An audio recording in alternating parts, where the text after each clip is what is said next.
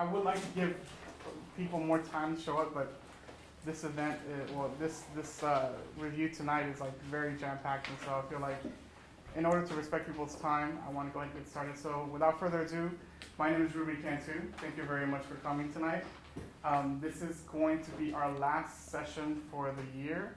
Our next major event, as you may or may not know, is the Social Innovators Fast Pitch and ATX Plus Social Good Summit. That'll be happening during Startup Week, October 8th, from 2 to 6 at the Copper Tank. And that's where we're going to then take the 5 finalists who have submitted their ideas and now are competing for the grand prize of $10,000 that we're opening up the crowdfunding for now. And there'll be one winner. There'll be no judges. The audience will vote on the best idea, and that idea will be Austin Plus Social Goods' next campaign that we take off on for the year. And they'll also get an opportunity to present at South by Southwest.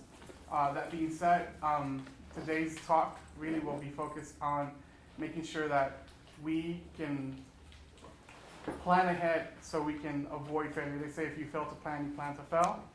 And so a lot of this is thinking about how I plan to grow my business and what do I need to expect when I actually scale further up. So without further ado, I'd like to introduce the guest for tonight.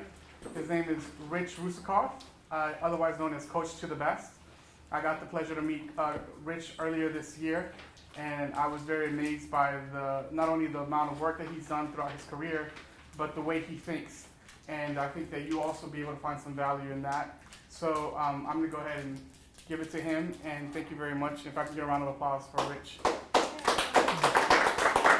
Well, at least I know I've got one round of applause. We'll see. We'll see how things go. Questions are so good. So I came up with a few for you to ask me. And you'll see a number on the question. And when we come to that number, just ask me the question, and I'll be sure to answer it. Okay. We're up to 8. I've got to grab a question. Ruben, you're going to be here? Yep. Okay. Yeah, I'm not going anywhere. Here's a question for you. No? 11. Here's a question for you. Thank you.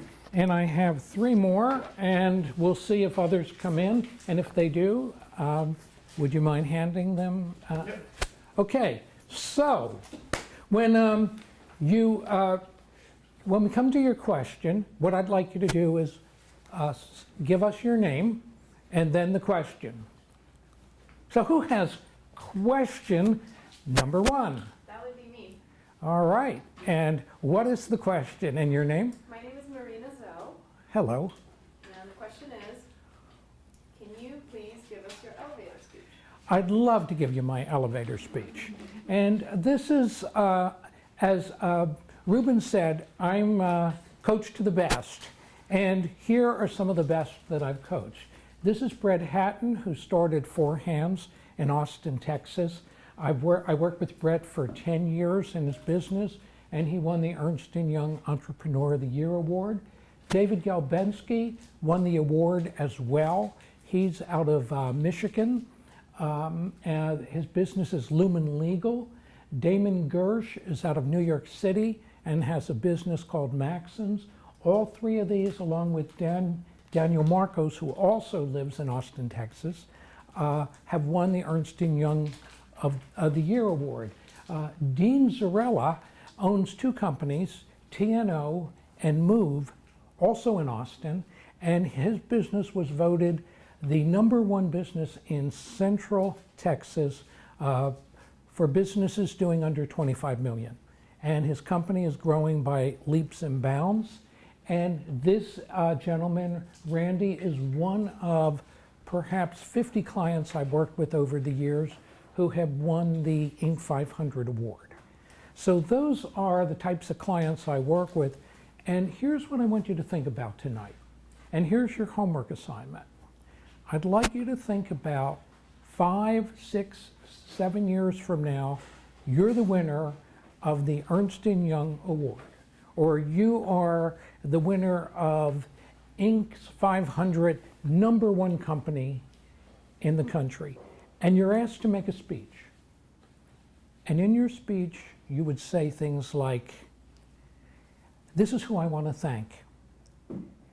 This is my customer base. This was the idea.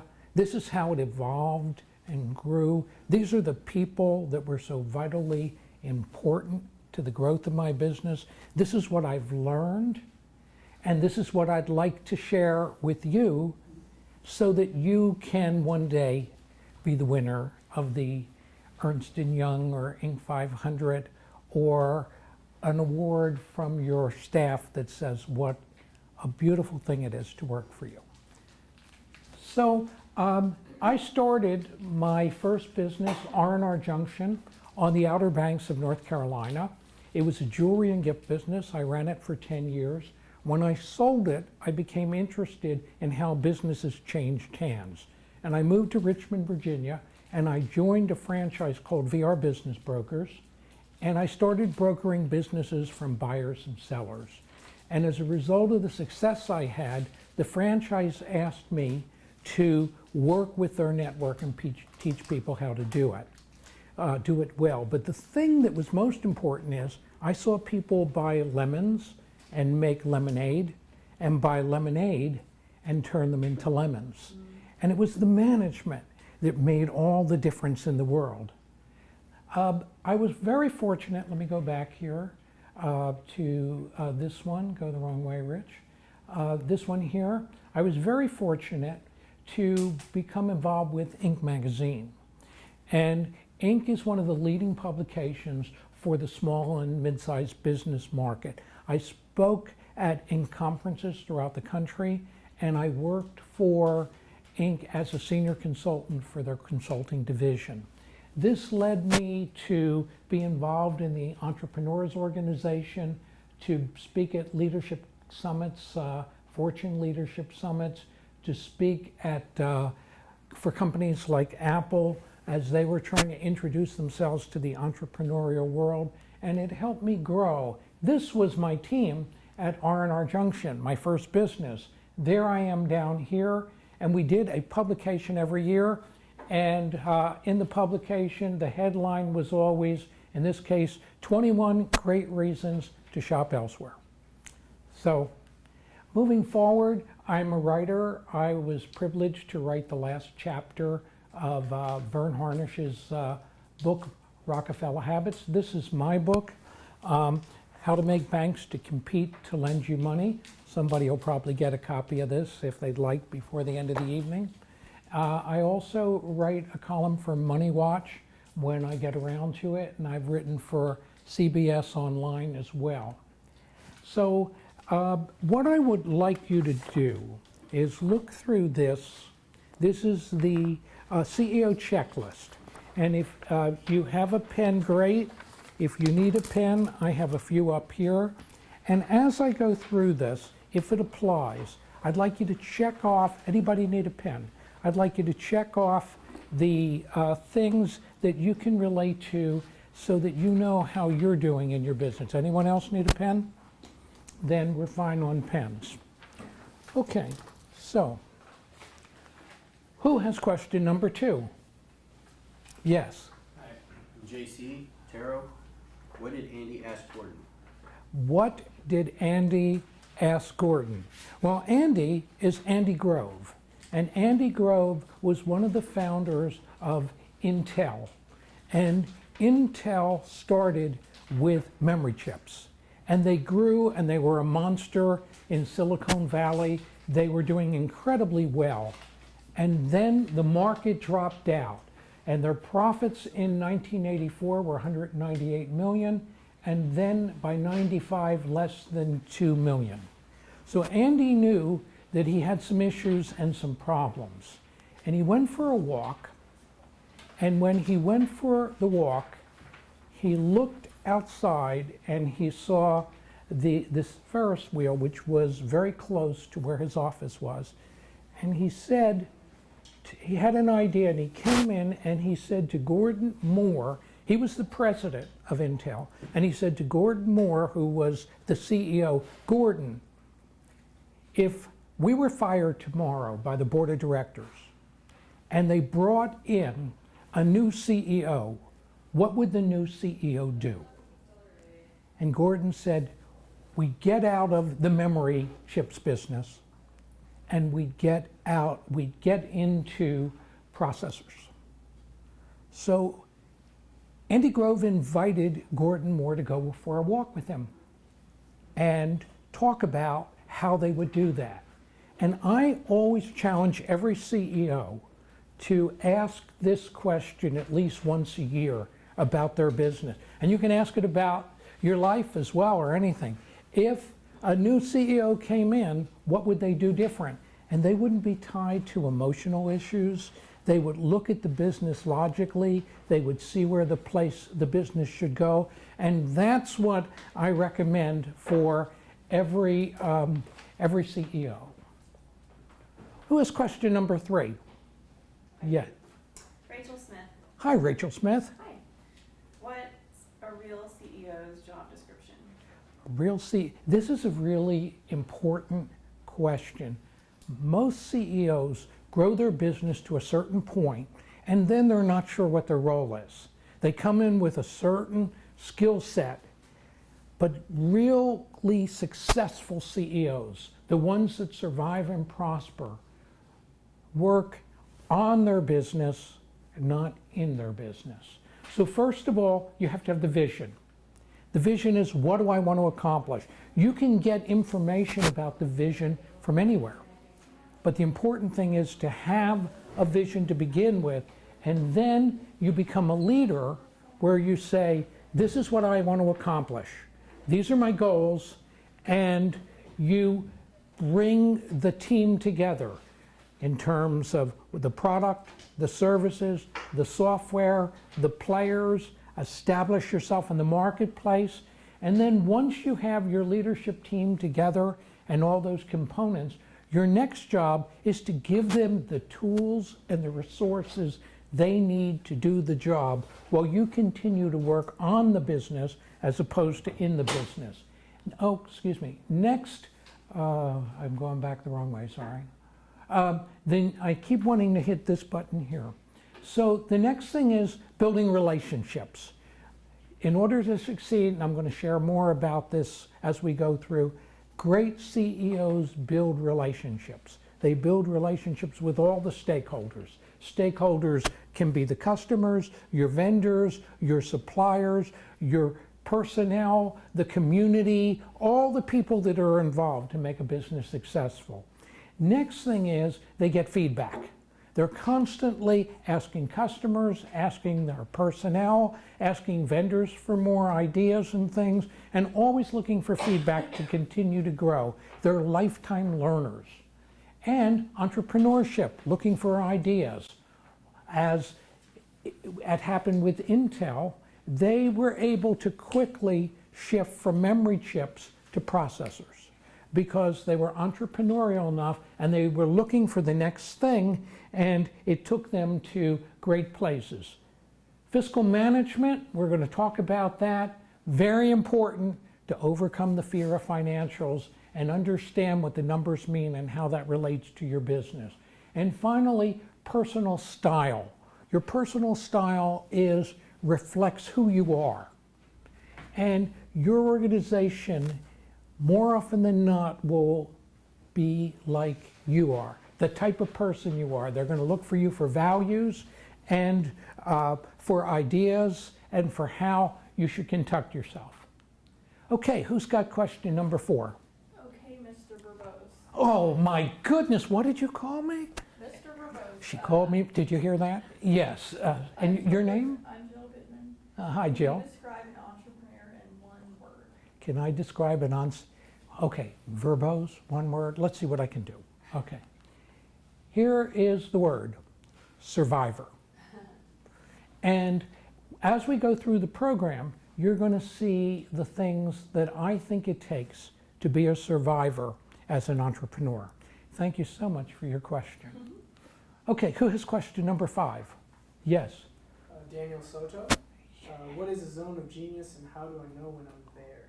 Okay. There is a book called The Big Leap. And in the book, it talks about how we do the things we do, and what do we really do best. So if you look at this, this is your zone of incompetence. Now for me, anything that has to do with an automobile other than drive it, I'm in my zone of incompetence. I can't fix spark plugs. I'm lucky if I can figure out how to open the hood of the car. So that's not a place I should be. The zone of competence is something you can do, but others can do better. The zone of excellence is perhaps things you can do well, but there are still people that can do them better. And what I find, CEOs get burned out because they're constantly doing things that are not what they do best. So my challenge to you is to identify your zone of genius. We took a trip, Maureen and I, to Akimal about 5 months ago, and I read the book over and over again while I was there. And I do a lot of things as a CEO coach.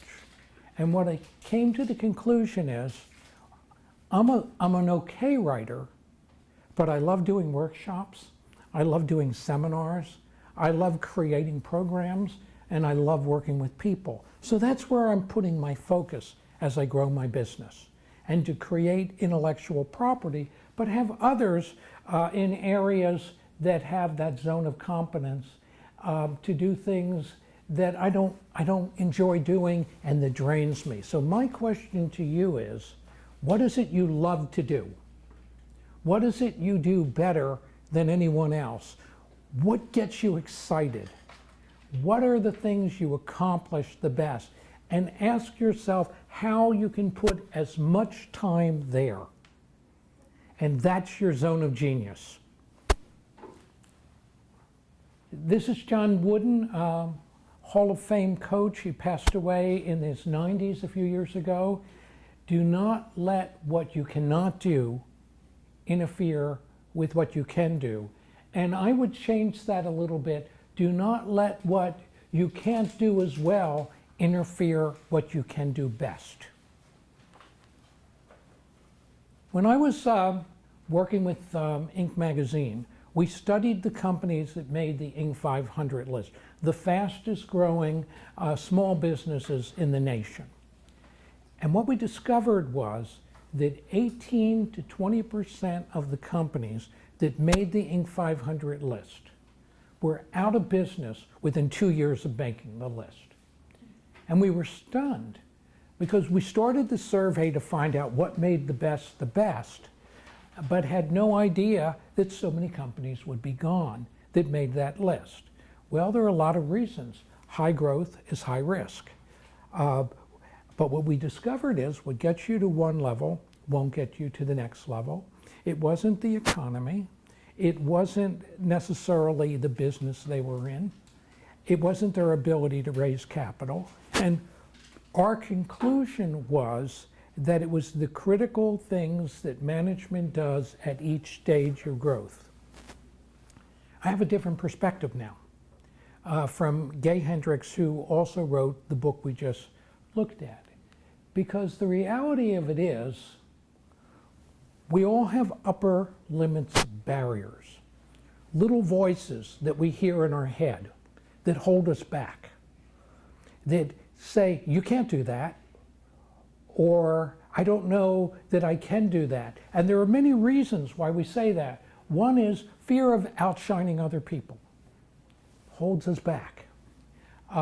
Being a burden to others, the more I grow, the more I become successful, the more I'm a burden onto other people.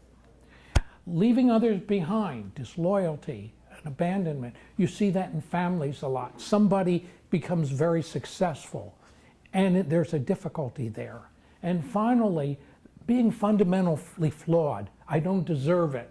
You hear things as you grow up. I heard from my elementary school teacher, I had an elementary school teacher say to my mother, an Einstein he'll never be, but he'll make a wonderful husband to someone. That was a good part. But I was told I wasn't smart. I wasn't academically smart. Thank God somebody wrote the book Emotional Intelligence, and I was able to discover I was street smart. And I was able to learn and grow, but academically, I never did well, and if you put me back in school at this stage in my life, I'd still have the same struggles. But the thing is, it's not letting these upper limit barriers hold you back from what you can do. And what I think happened to many of these companies that made the Inc. 500 list and then were gone was that they said, how did I get here? I don't deserve this. And how do you self-destruct? You drink too much, you take drugs, you have issues with your family, you have issues with your people at work, you gamble, you do all sorts of things, your health, you do all sorts of things to self-destruct. So this is the U. The S is not playing to your strengths, but playing to your zone of genius, because your strengths can actually be holding you back from what you really can accomplish. Ruben, did you have a question? Okay. And the upper limits barrier is something that you can take to a level and then stay there a bit, and then take it to the next level and stay there a bit, because it's very hard to make this jump. You see it with actors and actresses and entertainers and people you see all the time that become very successful and self-destruct because they don't know how to handle the success for any one of these reasons. So this was a real aha for me, and is something that I've shared with my clients. Does anybody know who Kat Edmondson is? What do you know about Kat? Well, I've listened to her records. I don't know her personally. Okay. We're very fortunate. She is a client of ours, a dear friend. Mo has been a professional singer, and she's Kat's diva mom. And when Kat comes to Austin, she stays with us. When I first met Kat, she was playing in a little club called Vino Vinos. Has anybody been there? And you know, it's a small, narrow room, and there were only seats in the back except for this one table that there was a chair. So I asked, could I take the chair? And the lady said, only if you join us. And afterwards, they introduced me to Kat. And we started talking, and we had two wonderful things in common: food, and her favorite performer was Ray Charles. And this little girl who's playing at Vino Vino said to me, I'm so sorry he died before I had a chance to sing with him. And I went, wow, that's pizzazz. That's chutzpah. Kat has since been on The Tonight Show, singing with Lyle Lovett. Her last CD was written up as one of the top CDs that had been that this reviewer had ever heard. She's played at Austin City Limits. She has a contract with Sony now. She's doing a tour throughout the U.S., and she has her next big CD coming out. We worked together on a Kickstarter campaign for her. And I said, okay, Kat, let's go for $35,000. She said, Rich, if I go for $35,000, that's all I'll get. I'll go for 50. Well, with Kickstarter, it's all or nothing. And I'm saying, Kat, you really want to get $48,000 and nothing? She said, my fan base will come through. And the first couple weeks, big hits, then it drags and drags, and I'm sweating bullets every day. Kat says, we'll get there. And she got it to 53,000. She worked with some of the top people in the industry. Her second album was great. Her third album, we had a chance to hear a little of it. And she's got a song that's out right now. Mo, what's it called? Rainy Day Woman? Rainy Day. Yeah. But she broke through the upper limits barrier and continues to break through the barrier. She's a sweetheart. So football fans in the house? Who's this guy? And what did he do recently? Won the Super Bowl. He won the Super Bowl as a quarterback, not the biggest quarterback in the league, perhaps not the best, but here's the beautiful thing. His dad said to him every day, son, why not you? Why not you? And when he became the quarterback for the Seahawks, do I have the team right? He said, why not us? Why not us? Great entrepreneurs think that way. Why not us? And I would say to you, whatever it is you want to achieve in your life, why not you? Can I hear you guys say, why not me? Why not me? I'm not going to do what I can't hear you. I heard you. I'd like you to just say it again, though. Why not me? All right, why not? Okay. Number 6. Sam Alexander, question number 6 is, how did you answer the $17 million question? Well, here was the $17 million question. I have a client who grew a business from 30 people to 500 people within a year, from one office to 16 offices.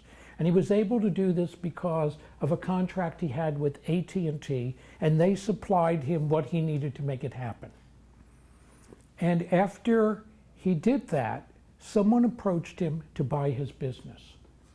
And he said to me, he called me on the phone, and he said, they want to pay $17 million for the business, but they want me to stay on, and they want me to take it to $40 million. He says, I'm feeling like I might have an upper limits problem, and I'm not sure that I can do this. And he said, right now, he says, I'm so frustrated. I'd love to reach out to Verizon and to these other people that are interested in doing business with me. And I said, stop. Kevin, here's what you're really saying to me.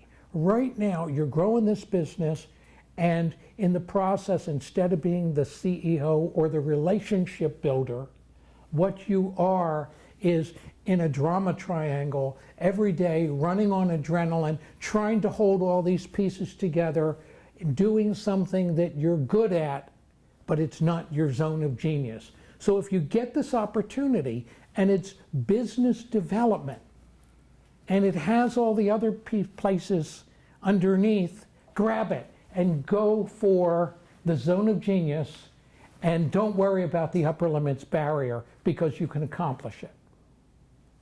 He did. So he's sitting pretty and likes what he did, but he just needs help with that. So did I ask for question number 6 yet? Yes. Okay, thank you. All right, that was the question. Relationships. Building relationships, it's what it's all about, period. Building relationships is what it's all about to be a CEO, period. So here are the types of relationships. First of all, with your team. You're in the hiring, requiring, inspiring, firing business. You're also in the training and communication business. These are critical skills. Now, maybe your zone of genius is in hiring. Maybe it's not managing, but it's in putting the pieces together, and great leaders master this and learn how to do this.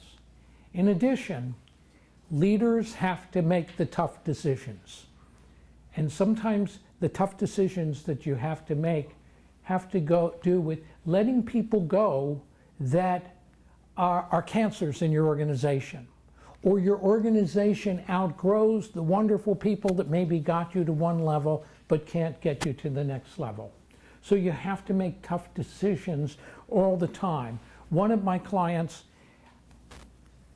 had a $3 million contract with one of the states in this country. And the guy that he had the contract with, they sat down to discuss the contract. And the guy said, he said, do you think you really can get this through? He said, yes, I do. And here's what I think would help a lot. I'm going to put in a line item in this contract.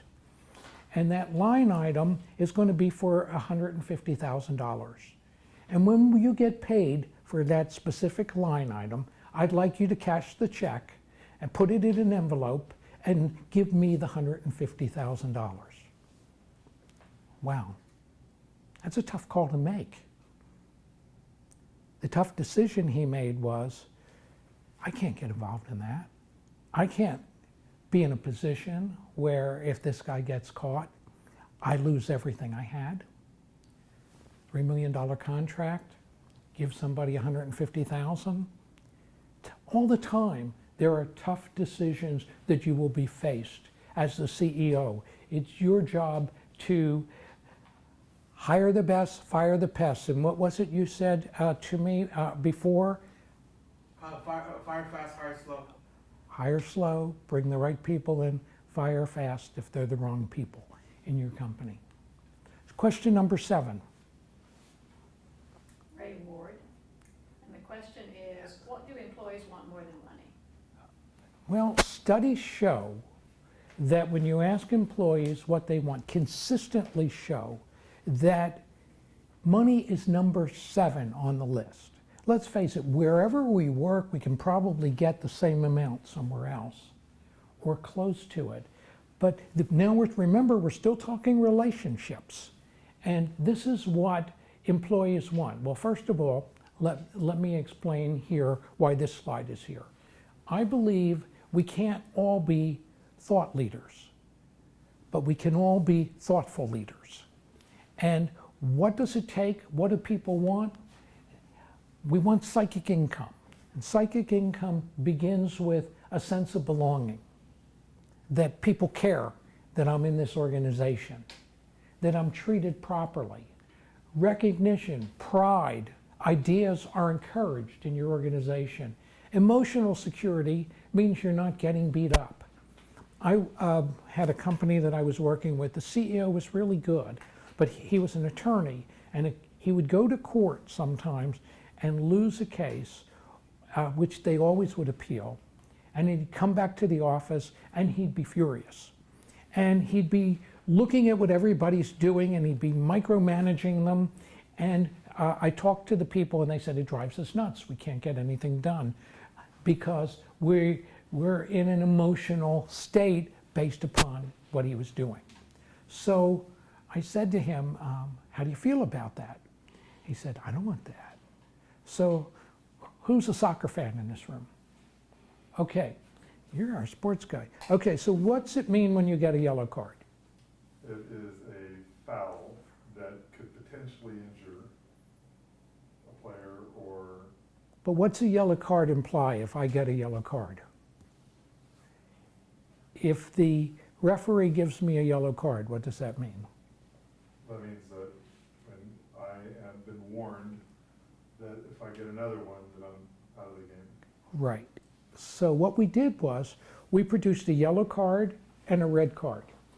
And if he came in with that attitude, the yellow card was right by his door, and anybody could slide the card under the door.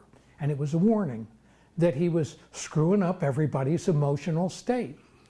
And if he continued that, he could get a red card, which means Kicked out. he had to take a timeout and leave. Well, he never had to do the timeout, but once or twice they put the yellow card up and he got the idea. So emotional security, economic security, is the company doing well? Can I depend on the company? Training people care about training to grow. And also inclusion, feedback. Where do I stand?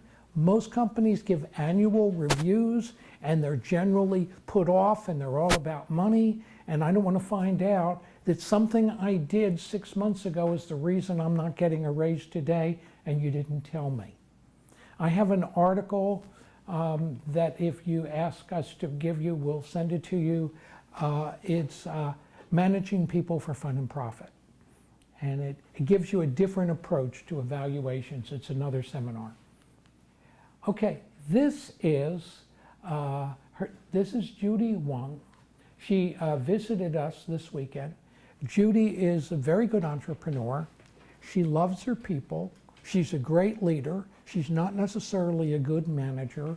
And I was out to see her in Columbus, Ohio, and we were talking and about her management style and some of her challenges.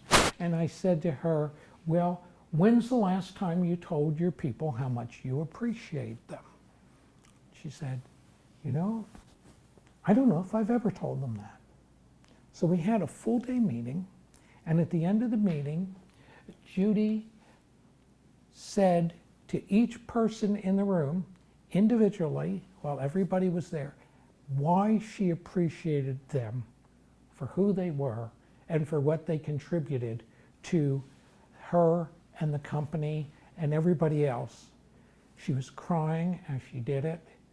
And then I asked everyone in the company to tell Judy how much they cared about her. It's 6 o'clock on a Friday night. People should be wanting to get out of that room. Nobody wanted to leave. There was just such a wonderful feeling and spirit. And those people will never forget what Judy said to them and what they said to her. Good job, Judy. Who's got question number 8? That's me. I'm Anita Salmon. Hi, Anita. Hello. As your business grows, who are the 4 most important people to have on your team? Okay, now, here are the big 4. 1, a COO.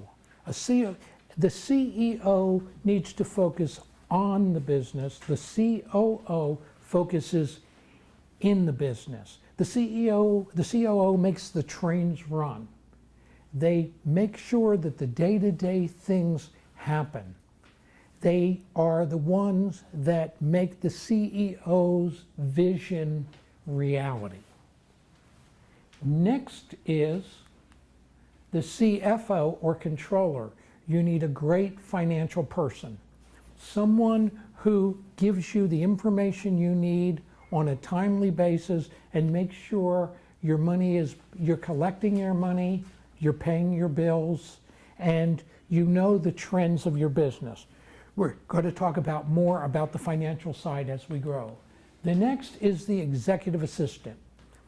And a good CEO has an executive assistant whose job it is to keep their promises for them. I make a lot of promises, and I always depend on Rachel, who is our administrative assistant, to keep my promises. They make sure that your calendar is up to date and you know what events you're going to have.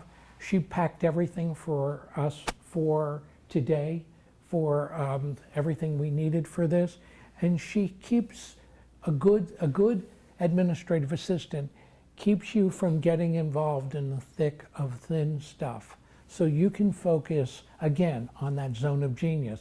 And for some, being an administrative assistant or executive assistant is what they love. It's their zone of genius.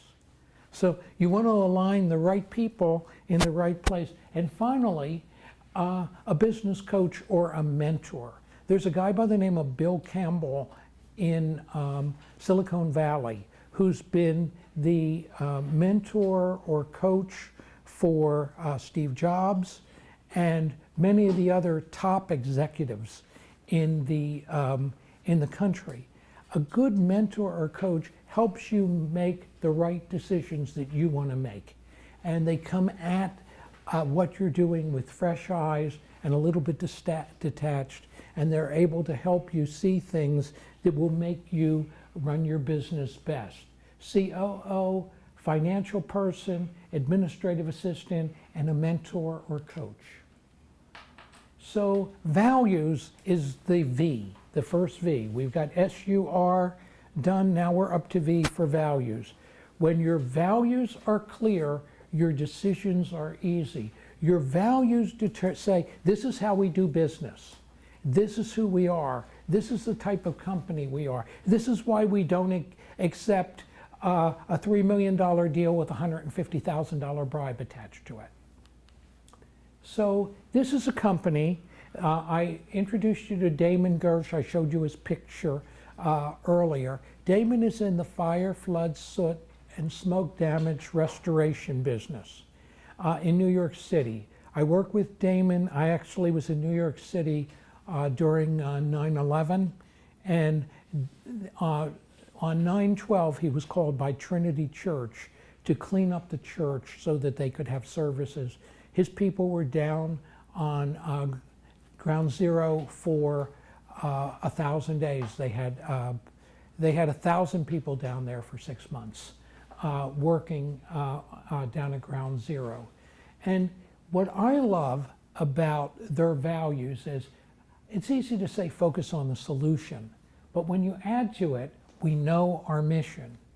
Strong sense of urgency, sure, but Maxims to the rescue.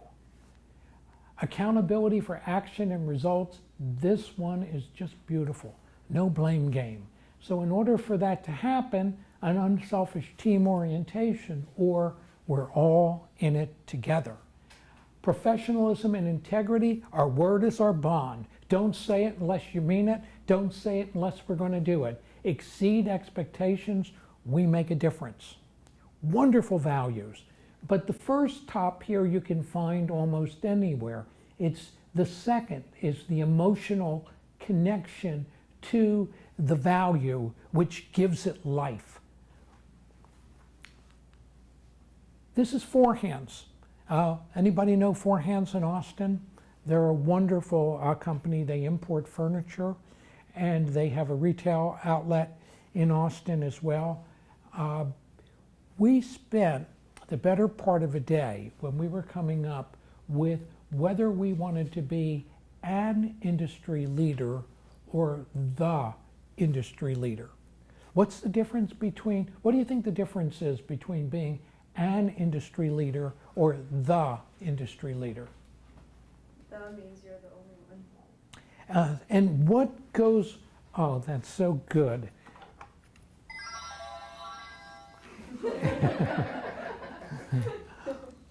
And what goes with that? What do you think that means if you start to think of yourself as the industry leader as opposed to an industry leader? How does that impact everything you do? Ruben? You are the role model. You have to set the trends, and people are looking at you to keep that benchmark high. You're the beachhead. Yes, and it's in everything you do. Okay, Ruben.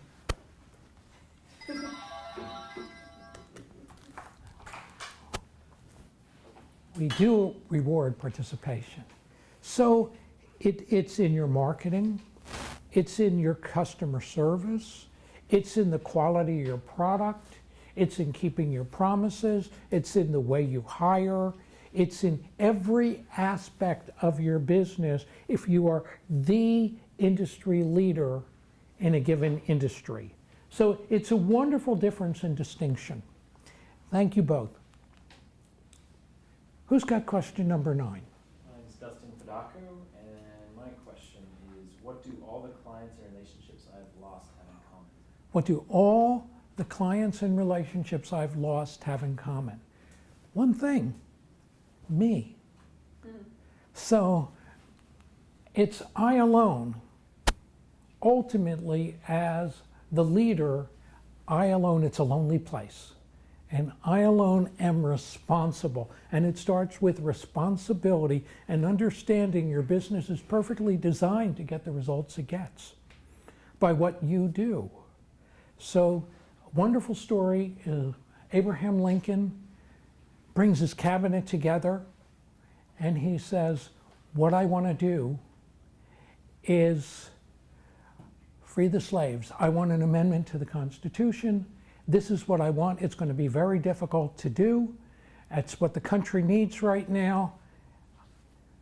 What do you think? And he puts it to a vote. He said, all opposed. And he looked around the room and every hand was up. He said, all in favor. And his hand went up. And he said, looks like the ayes have it, because he's a leader. He has to be responsible and accountable for the decision that he makes. This is one of my favorite leaders, Gandhi. Leaders get the behavior they exhibit and they tolerate. So if you tolerate things, anybody ever have a child? Anybody ever be one? Your children will test you. And depending on how you respond to that, will determine whether or not you're leading or you're tolerating. And you see it in organizations all the time. We're not going to do this anymore, or we're going to do this, and you're tested. And then, do you hold people accountable or not? So the leader, the I, must lead by example. And their actions express their priorities. All of our actions, if you look at what you're doing in your life right now, it's the actions, not what you think you want, but what you do, that ultimately is the blueprint of what your priorities are. And of course, wherever you are, be there. I've just done two things recently.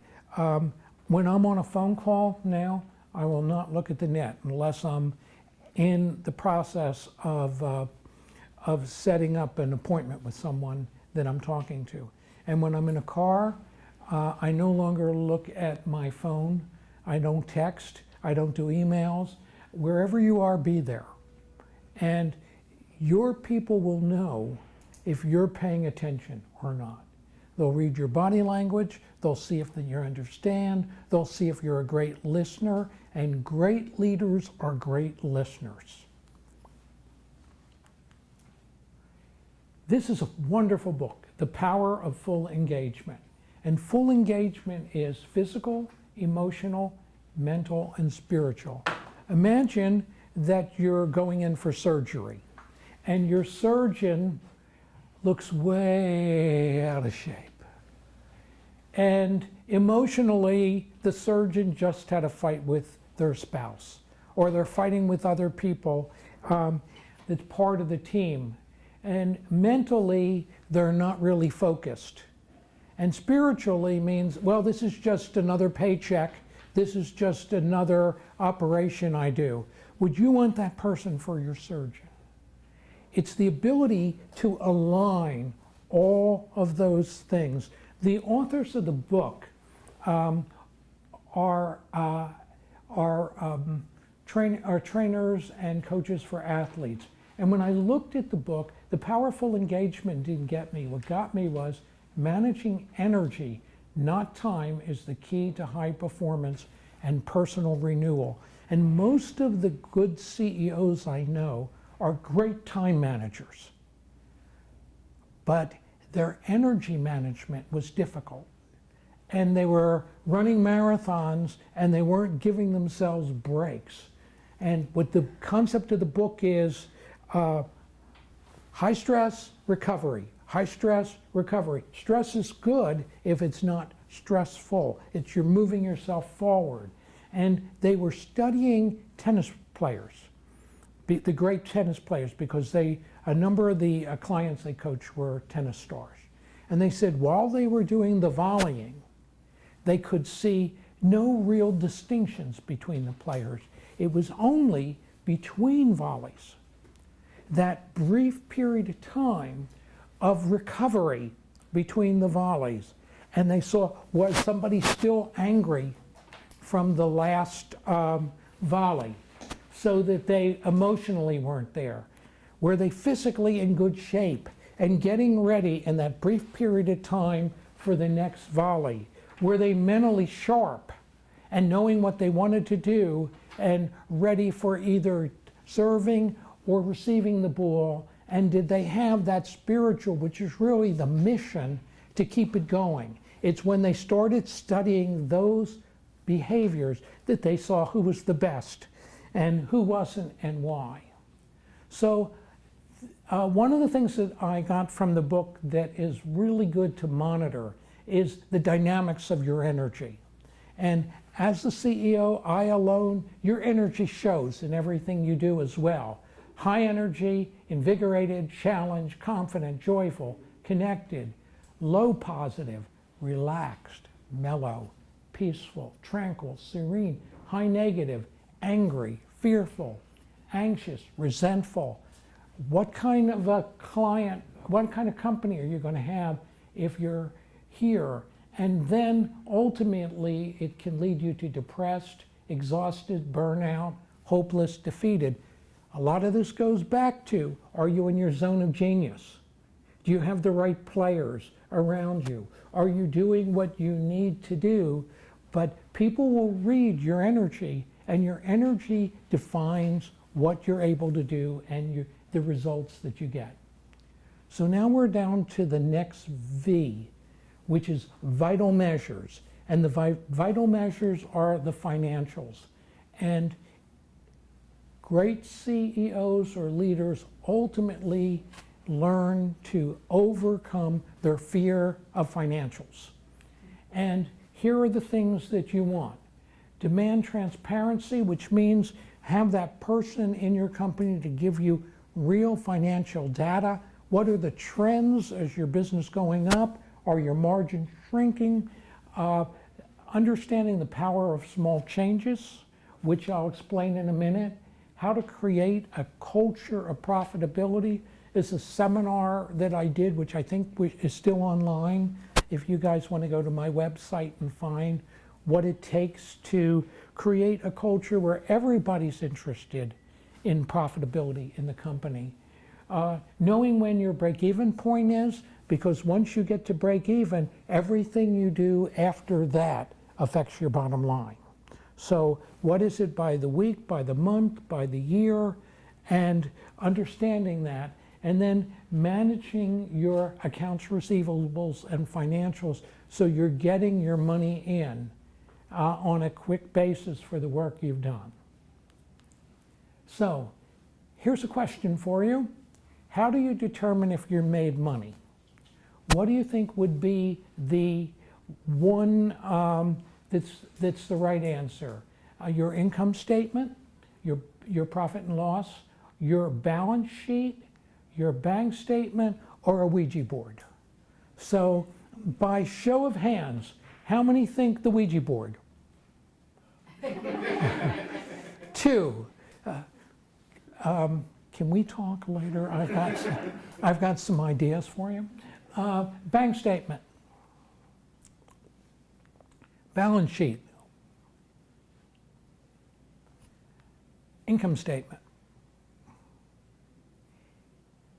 Who said balance sheet? Okay, I'm going to ask you both why. Why'd you say balance sheet? Well, you'll get to really understand if you're really setting a trend and being able to balance your books at the end of the month. So you'll see what you're carrying over, what you haven't. It gives you like another dimension just aside from your income statement.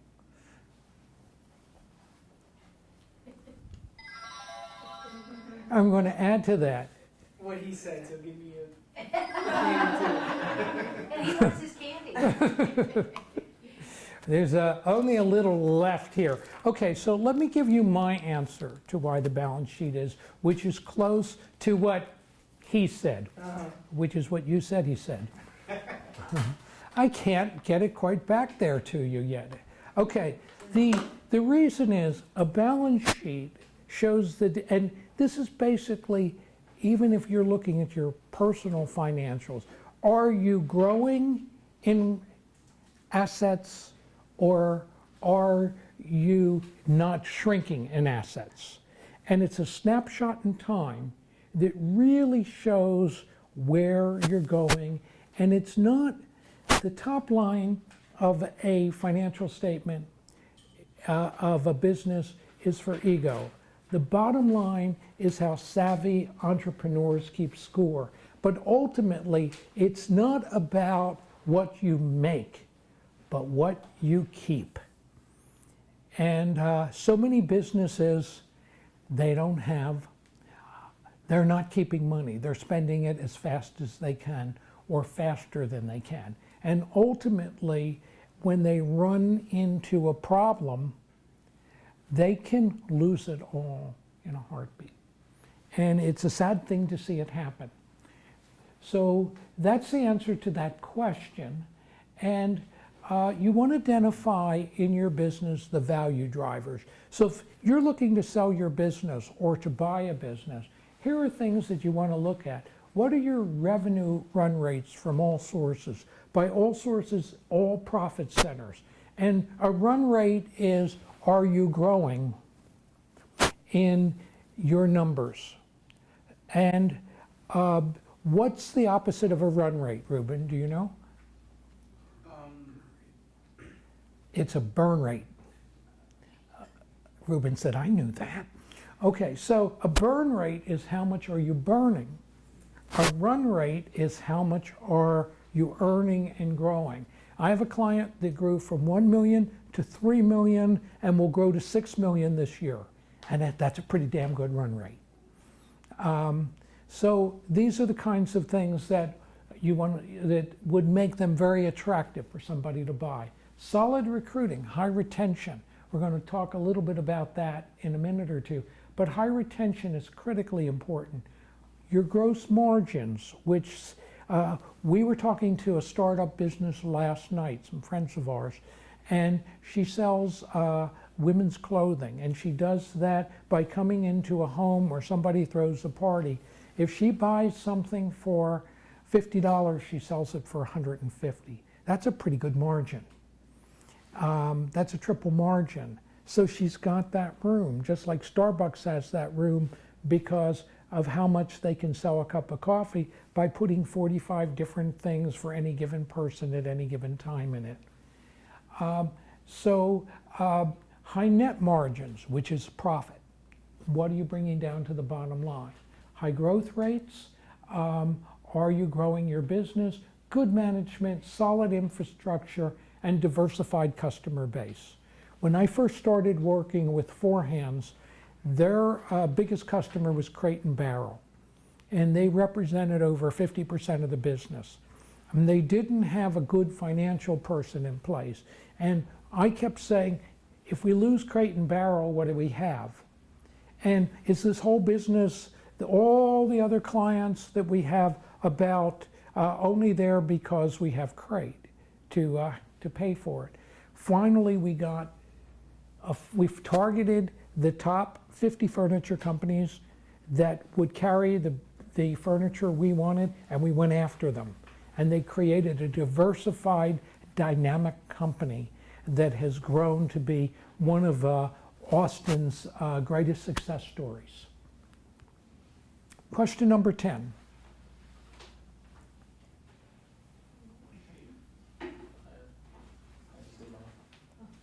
What was Albert Einstein's greatest discovery? Now, a lot of people think they know the answer to this question. But I'm going to share with you tonight the real answer to the question. It's okay if you share it with just one other person. Einstein discovers that time is actually money and finds hidden costs. Tonight, when we printed these cards up, I said to my administrative assistant, this is what I'd like you to say on each one of the cards. And I had them written out. She said, I'm going to redo them, and I'm going to print them up. And then I looked at the cards, and about 4 of them weren't quite the way I wanted them to be. So I had the opportunity to pay for that twice. Once the way she did it, and the second time the way I wanted.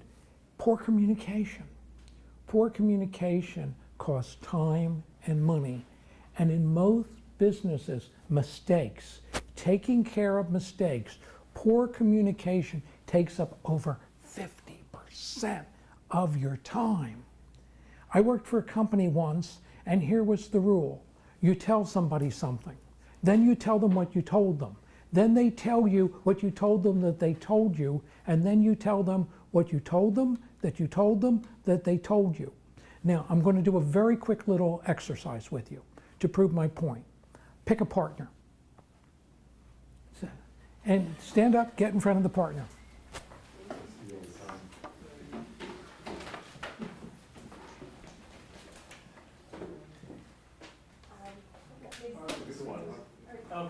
Where we at? There we go. You go there. Trio here. Okay. Okay, so everybody's got a partner?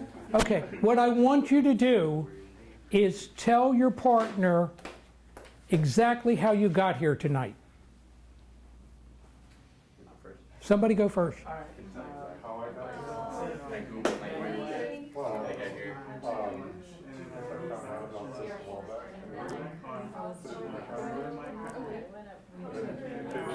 got my reminder for the information center with my daughter, drove on over here.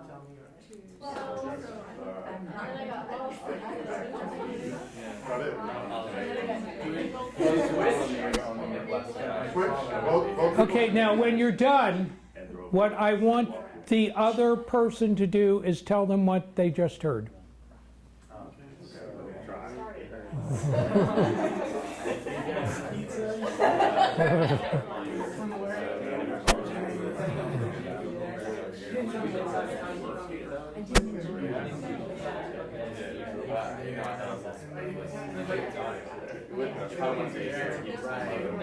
Doctor's appointment. I got my reminder, phone, calendar. Okay, and when you're done, look this way.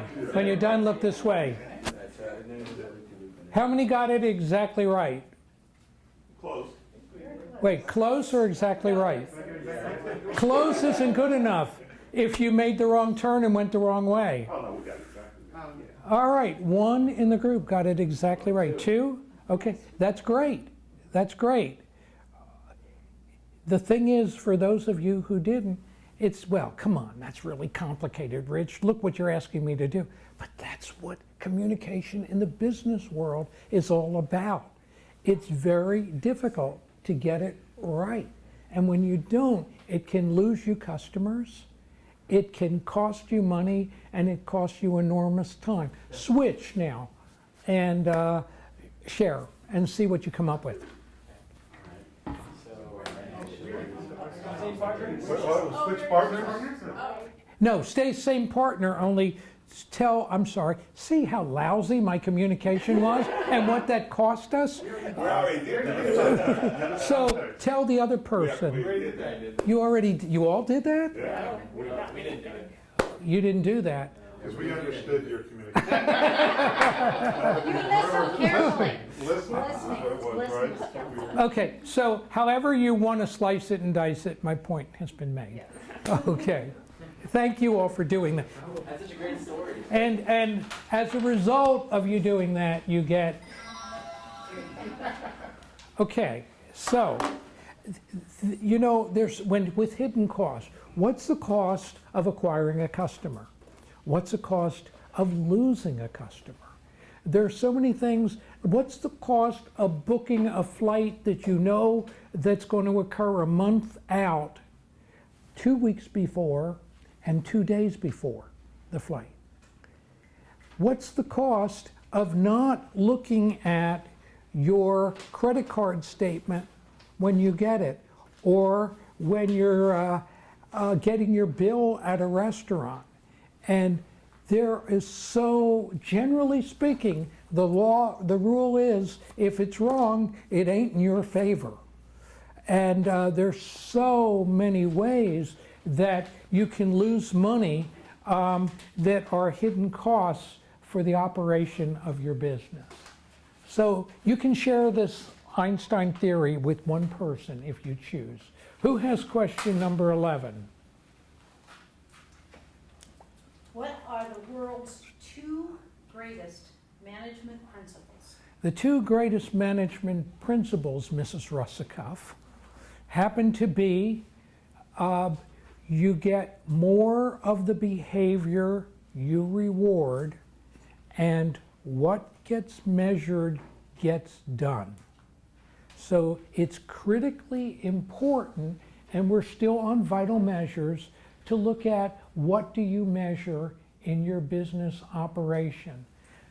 The best way to manage a business is to manage the margins, and margins will tell you your profitability.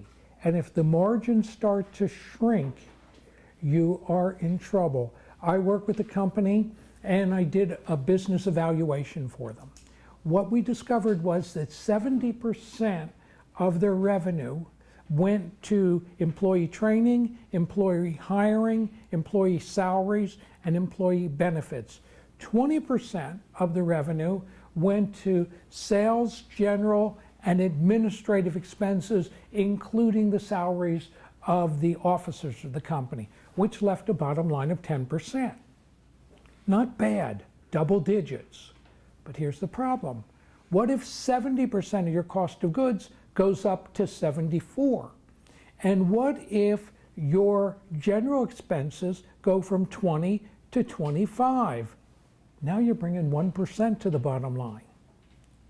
And if you don't manage the margins, if you don't look and know what they should be, then they sneak up on you and you're not spotting the trends and you're not figuring out what's wrong. When I started my first business, I had a friend that said to me, I'd like you to consider using our accountant in New York. He's great. His name was Albert Sasson. I'm going up to New York to do my buying. The last thing I want to do is sit in an office with an accountant when I'm in New York City. But I go to see Albert Sasson, a Egyptian, French, Jewish accountant. Had a lot of interesting things going for him. And he looked at my financials far more than I had looked at them because I was in my second year of business. It was all about buying and selling, right? And he said to me, your people are stealing from you. I said, what? How the hell do you come up with that looking at my financials in 2 minutes? He says, well, look at your margins. I said, they can't be stealing from me. They love me. He said, that might be why, Rich. And he taught me a couple things. One of them is, there's a great quote from Oscar Wilde, I can resist anything but temptation. And it's my job, it was my job to make sure that this didn't happen and to let my people know that if my margins were slipping or an item was no longer there, I knew it. And then they would think I knew it was them who took it, when I didn't, but it eliminated the theft. Once I started managing the margins and understanding the importance of the financials. So the leading indicators of profit are your margins. Your margins are going to tell you whether or not, if you look at all your costs, you're going to be profitable or not. That's the first place to look. Okay, untangling profit centers. As you grow, your profit centers become tangled up like wires if you don't separate them out. And you don't know what profit centers are your cash cows or what profit centers are your sick puppies. I'll give you an example. This is a company called K&F. They're in the furniture business out of Arizona.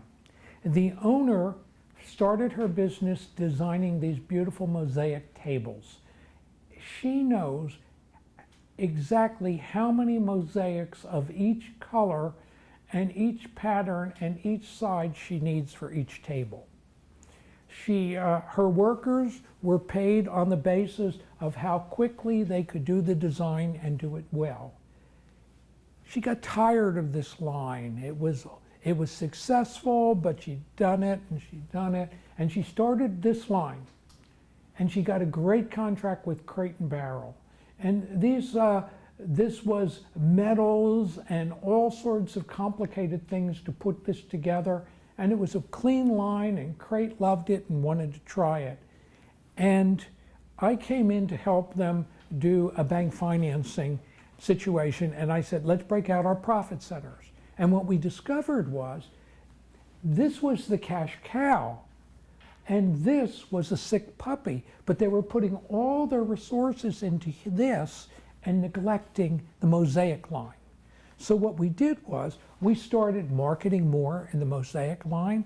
We started making sure we made as much money as we could at it while we looked at this and said, what do we need to do to improve it? What do we need to do to make it profitable? And now they're both extremely profitable. But it's only because she divided them out, she saw what each one had needed to maximize their profitability for them to become profitable. Number 12. Been curious about this all night. I wanna know That was the point. I want to know why Ben was wrong. Why Ben was wrong. Well, you know, I told you about Albert. And now I think it's time you know about Ben. You see, Ben is Ben Franklin. And Ben Franklin said that a penny saved is a penny earned. But if you're bringing 10% profit to the bottom line, a penny saved is the same as a dime earned. So for every $100 you save in a business with a 10% bottom line, it's the same as making $1,000. And if you throw away $100, you have to throw away meaning you spend it poorly. You have to make $1,000 to make up for that. You would have thought Ben would have known that. He's a pretty bright guy, wouldn't you? So what I'm going to recommend is this is what savvy entrepreneurs do. They make expense management a profit center, because if you can save the money and it goes to the bottom line, it's the same as making money. Either way, top line, bottom line, expense management, you turn off the lights at home, you turn off the air conditioner when you don't need it, you're saving money. Because otherwise the utility bill goes up, and if you don't pay it, you don't have any lights. Expense management is very important, and waste is expensive. So anywhere you waste money, you pay for it. Now, tactics for cutting costs. Establishing a bid calendar. Right now we're coming to the end of the year. You may be coming up for a new phone, you may be coming up for insurance, you may be coming up for many things. Now's the time to shop. Now's the time to find out, can you save a few $100s on a personal, on your car insurance, or if you're a business, on other policies and things that you're buying. So you have you establish a calendar, went the wrong way, on when you look to buy. You put your dollars where your return is greatest. And that's another reason you manage the margins and manage the numbers. As I said earlier, yes. Can you go into defining, and this is varying, this result or response will vary for each person, the difference between being thrifty and being smart with it and then being cheap? Okay, that gets to return on investment. For example, the company we talked to last night, husband is a financial guy, or fiance. The wife or the fiance on the lady says, I need to buy more merchandise. He says, no, you don't need more inventory. Who's right?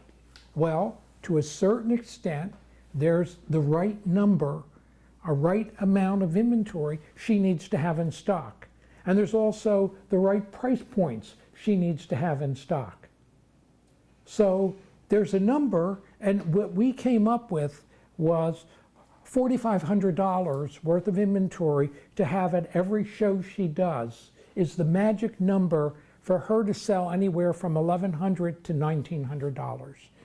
$4,500 cost would generate $1,100 to $1,900. So if she has $10,000, she's tying up her inventory.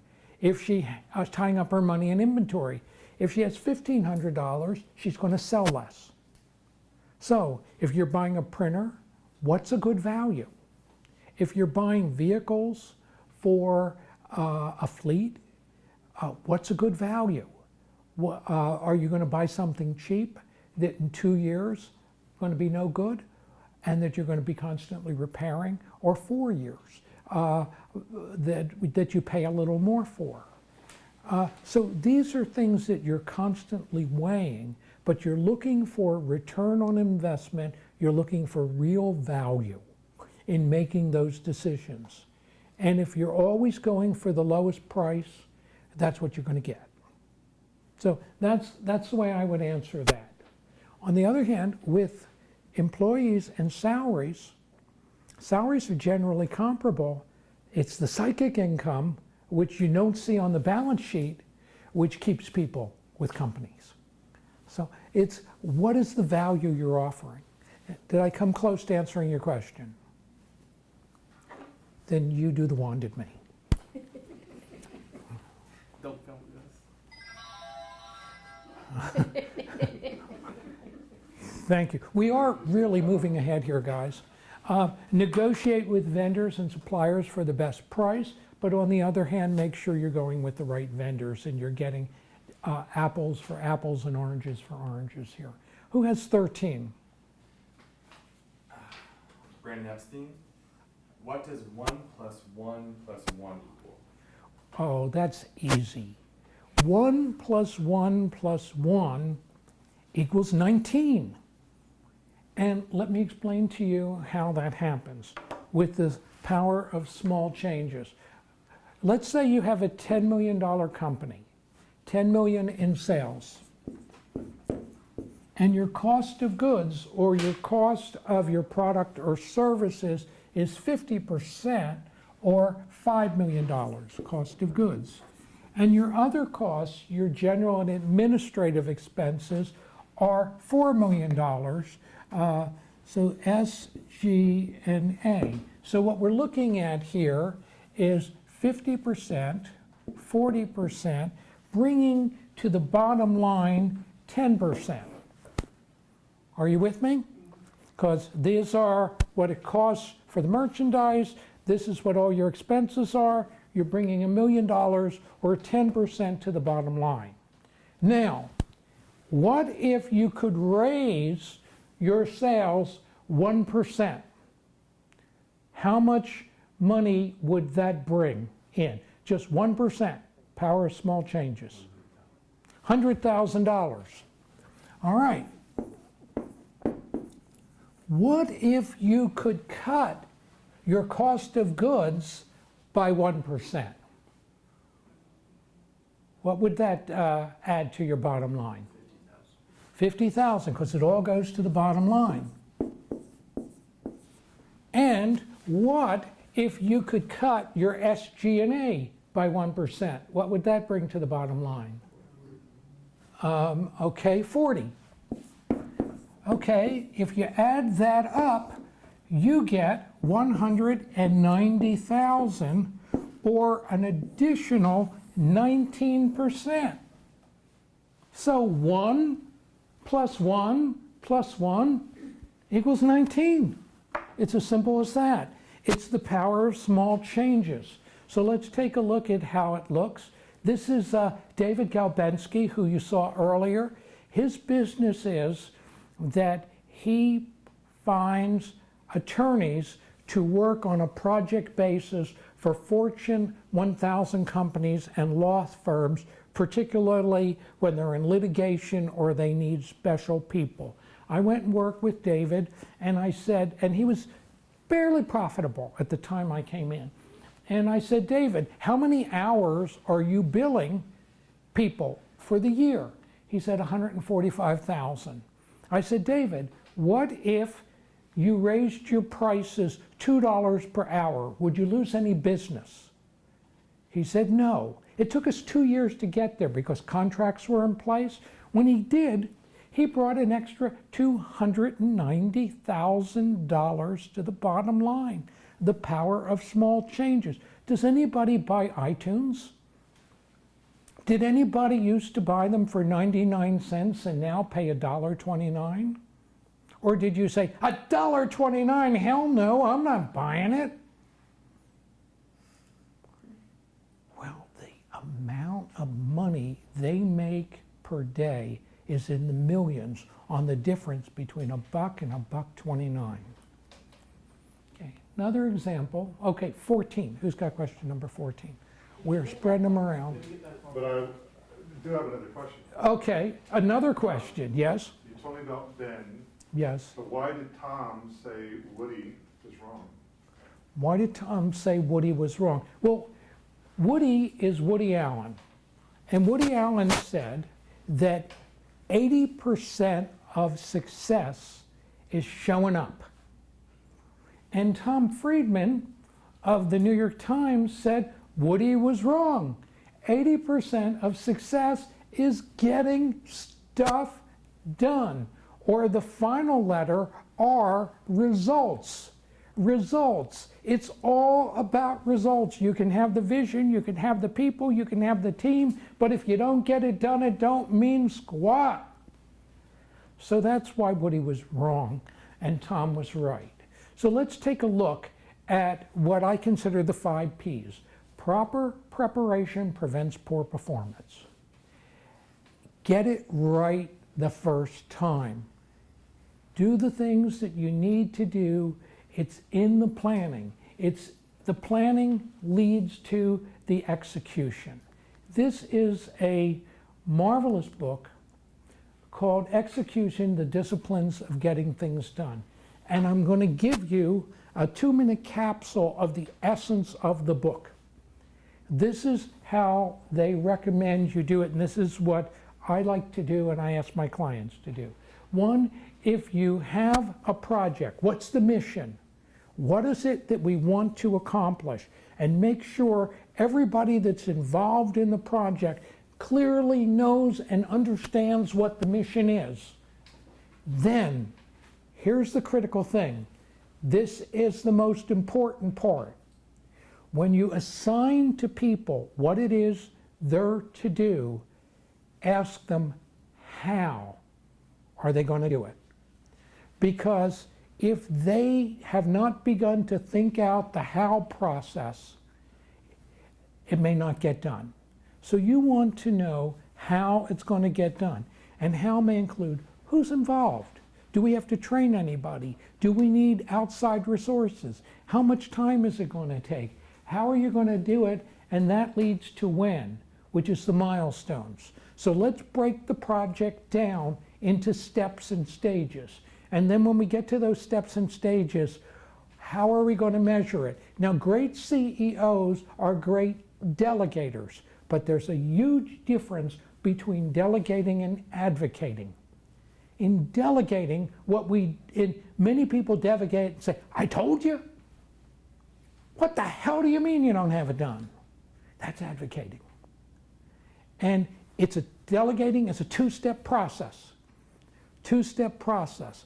And so I have CEOs say, I don't have time to constantly follow up on what other people are doing. This isn't a kindergarten. And what I say is, have them come back to you. You don't have to go to them. And that leads to communications, to meetings, to rhythms, to knowing what's going on in your company. But you say, okay, when you finish this milestone, let me know. If you have any roadblocks, if you have any problems, let us know so we can get it done and get it done right. And you have on your calendar, if you haven't heard from them, then you come to them. But it's their responsibility to come to you. That's leadership. That's executing. And finally, have a plan B if something doesn't work out, so you know how to do it. That's the 4 stages. The rest of it is in the book. So, there was a hog and a hen, and they decided they were going to open up a restaurant, and they were going to call it Bacon and Eggs. And they have the menu all worked out. They've got the space. They've got the advertising. They've got everything involved. And 2 days before they're to open, the hog says to the hen, I've been giving this a lot of thought. I'm out. That said, what are you talking about? Look at all the money we've spent. Look at everything that's been done here. And the hog said, let me explain it from my perspective.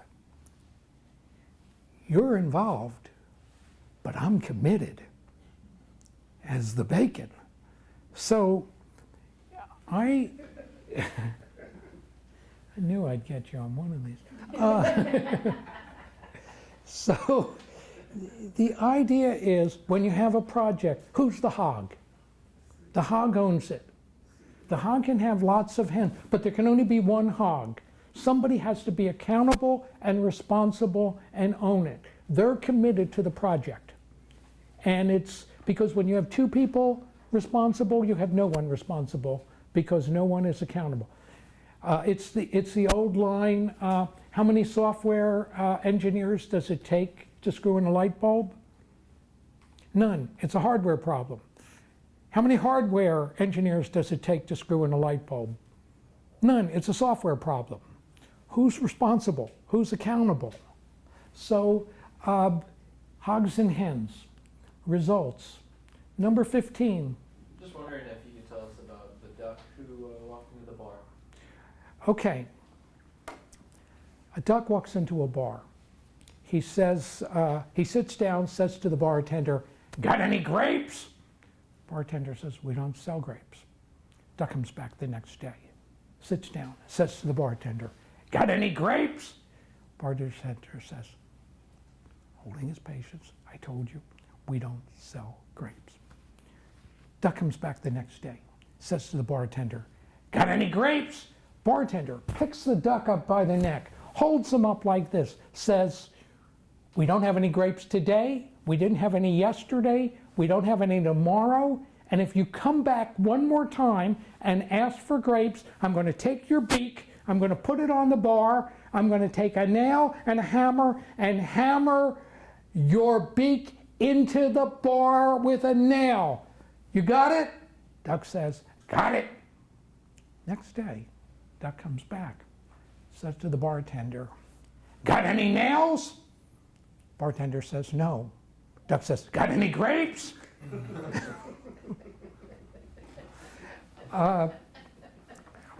You better have nails if you're going to hold people responsible. Thanks for asking that. I love telling that story. So the final ideas here that I want to share with you is ultimately every day you face the danger. What is the most important thing I need to do? Get it done, get it out of the way. Ruben, you were talking about the difficulty of letting people go when they're the wrong people as one danger. Facing the danger is get it done, knock it out. Facing the danger may be calling an unhappy customer. There may be all sorts of things to face the danger, but those are ultimately what we need to do on a daily basis to get it done. Yes? I think to that, and related to this other point that I'm going to lead to, the term that comes to my mind is analysis paralysis. Yes. And so sometimes as CEOs, you like, well, should I do it? It's really not that bad. I'll just deal with it later. And then on that same thought of analysis paralysis, you talked about getting stuff done, or in the planning of it. What I get into that is, how do you know when you've done the proper planning, and how do you know when you've moved into analysis paralysis? Well, first of all, you have to say a by when. I have a client who has a very important decision to make, and I said to him, that decision will be made by the end of the week, right? He has all the information he needs to know right now. Every great salesperson knows that you have all the information you need to make the decision now. What's holding you back? Decisiveness is key to success as a business owner. Very good question. Any other questions before I conclude? Yes. So I'm curious, when you're talking about, like, I think the last slide, about like leadership and how someone, you can't have two leaders, essentially. Like, you need one person to be responsible for accountability and making sure things are gonna get done. Can you explain that a little bit more? Okay, you can have two partners in a business, but who's the hog doing one thing? Who's the hog doing another? Somebody might be the hog on financials. Somebody might be the hog on negotiations. Somebody might be the hog on recruiting. Who's in what zone of genius to focus on? But I'm talking about throughout the organization. In any position, the hog is the person that is responsible and accountable for that project. And if you have two people, you have no one. I'll give you a very silly example. A friend of mine went into a company of 200 people, and he asked them what was their major responsibility.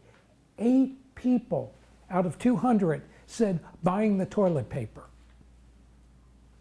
Does that make sense? Any other questions? Or what other questions? Yes.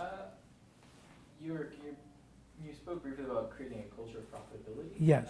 And I think you mentioned some resources and maybe a book that you had written or some blog that you had. I recently did a seminar at Capital Factory on how to create a culture of profitability. And we put the seminar on our website, and our card has the website, coachtothebest.com, and you can just, it's on the speaker page, and just go to that page and you can click. And is this seminar up there, Mo? If it isn't, it will be. If it isn't, it will. I think they, actually, I think they both are. Okay, so you're the hog on that one, sweetheart? Sure, I'll make sure. Okay, thank you. Other questions?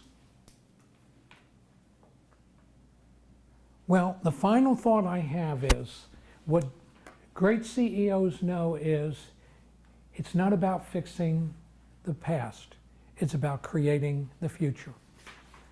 Thank you very much. We'll be the last people to leave the room. If you have any questions or anything we can help you with, we're here. Thanks for staying in and at least laughing at a couple of my jokes.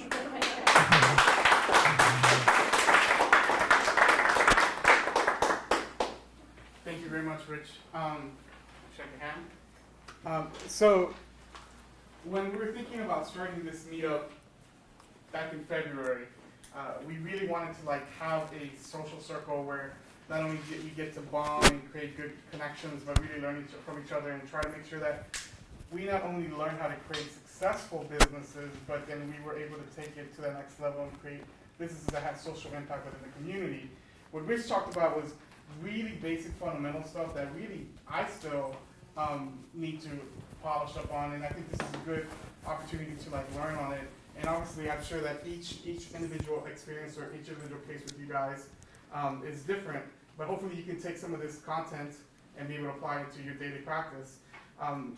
I will say that in order for this meetup to be successful, I want to make sure that I'm delivering what you guys, or what we as a team, Chris in the back, JC here, and Dee, who's not here today, is able to deliver what you guys want to see.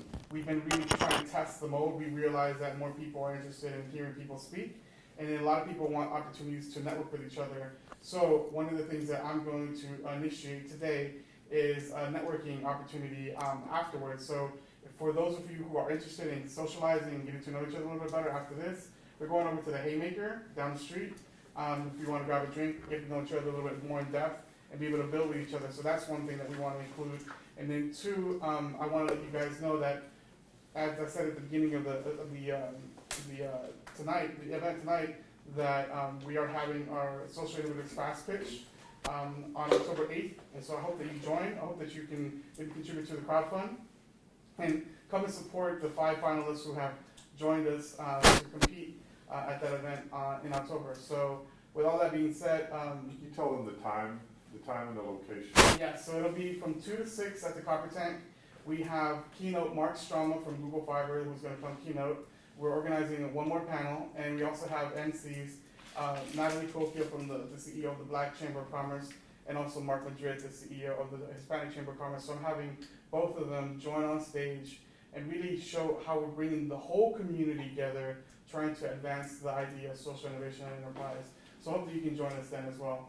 If you come in and you buy an events ticket, that money will go towards the fund that we will be giving to the finalists at the end of the day, and you'll be able to vote as well. So if you have any questions, I'm around, but thank you very much for coming, and hopefully we'll be able to have this start again next year. We may do a happy hour in November, but we'll be picking it back up in January, so thank you so much.